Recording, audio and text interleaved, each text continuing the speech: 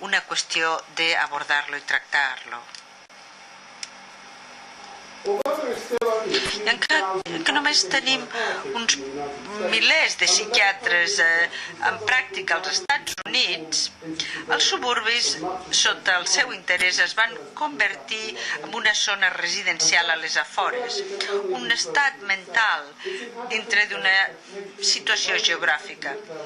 Els suburbis i els seus habitants, les seves expectatives i la manera de com intentaven viure les seves vides eren uns productes derivats d'aquest procés.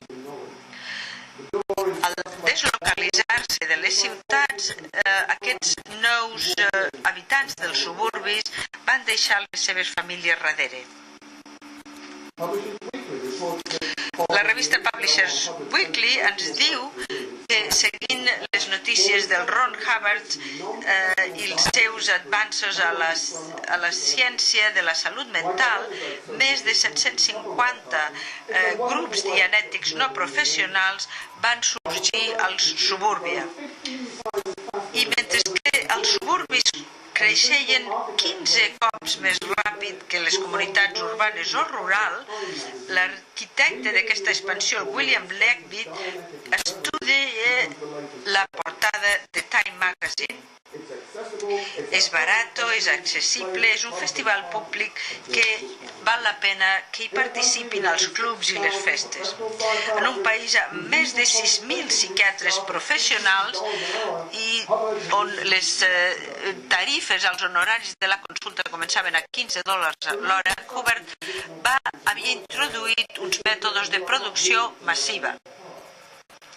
Els lobbies dels hotels, els garatges, els bars de Los Angeles, representants dels extraterrestres George Adamski, es troba en un univers d'extraterrestres que viuen i treballen entre la població humana. I el 1952, tant els de Saturn, els de Marte, sembla que no tenien cap nom. Adamski parla d'en ells com en Ramco, en Fircon o Lorton. I segons comença a relatar l'Adamski, aquests quatre anaven per una autopista tard a la nit a trobar-se amb un de Venus. I van dir, se'ns permet fer unes visites tornar a visitar els nostres planetes. Sempre que tinguem que sigui un canvi d'escenari que puguem veure els nostres amics. És necessari d'alguna manera combinar-ho a través d'unes vacances oficials o també al cap de setmana. La reacció d'Adamski amb aquesta revelació val la pena notar-la. Diu, jo no vaig preguntar si els meus companys estaven casats o tenien famílies aquí al nostre planeta, però vaig tindre la impressió de que no ho eren. Des de Lemuria a Levittown, des de Mars a més cap allà, la família a l'espai extern s'ha convertit en un tema recurrent. Van viatjant de les seves cases amb altres planetes per treballar a les ciutats de la Terra.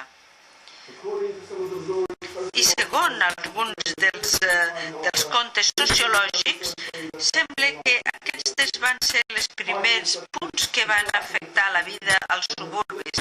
Títols com The Crack in the Picture Window i The Split Level Trap.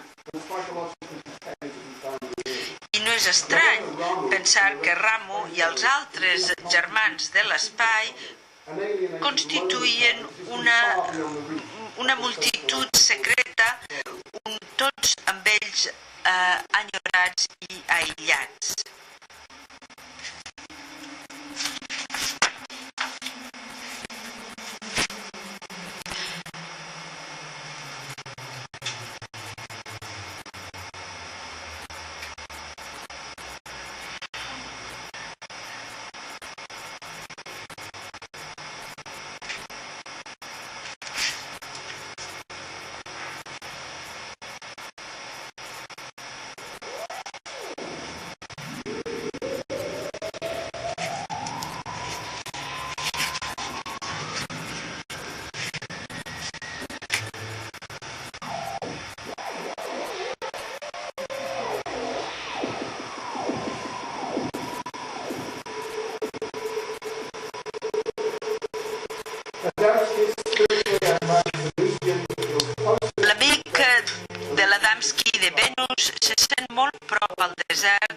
deixa un missatge a la seva superfície perquè les soles de les seves sabates es queden marcades a l'arena.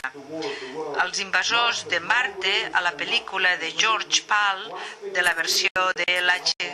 Wells, La guerra de los mundos, estimava la zona àrida tant que se la van emportar amb ells. I aquí John Putman, el personatge central de Jack Arnold's It Came From Outer Space, es contenta amb construir la seva casa allí. Pensar de tot el temps que jo he perdut a la ciutat, li diu a la seva nòvia Ellen una nit. I de fet, la deslocalització del Putman és tan recient que la seva vivenda tipus ranxo encara no està acabada. Per tant, les cases als suburbis cada vegada són més grans, més cares, i ara entrem en una varietat d'estils molt més diversa, perquè el William Levitt acaba i construeix unes 150 noves cases cada dia. La Ellen diu s'està molt bé aquí, i gràcies a aquesta expansió dels suburbis, quan parlem d'allí s'ha convertit en l'aquí, un canvi de percepció que implica una metafísica diferent. La colonització es presenta com una forma d'alienació domèstica, l'experiència d'una població desplaçada que construeix una casa per ells.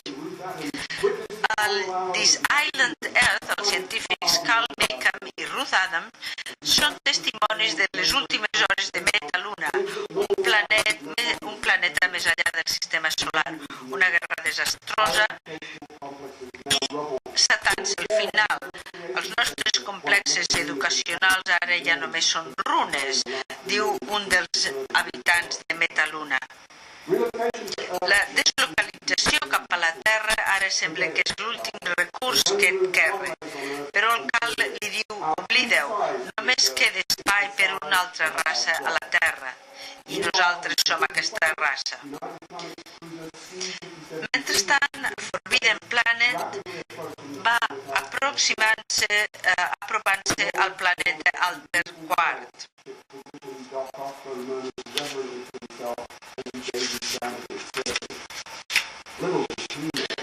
Però Alter 4, que va ser la casa dels Krell, una raça molt poderosa d'unes criatures intel·lectualment avançades i que ara sembla que han desaparegut amb una sola nit, deixant al darrere un desert amb un reactor nuclear gegant.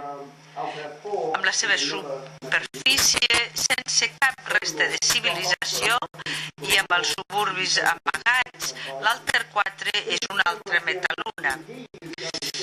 I aquesta és la referència del Doc Ostrow al Senyor.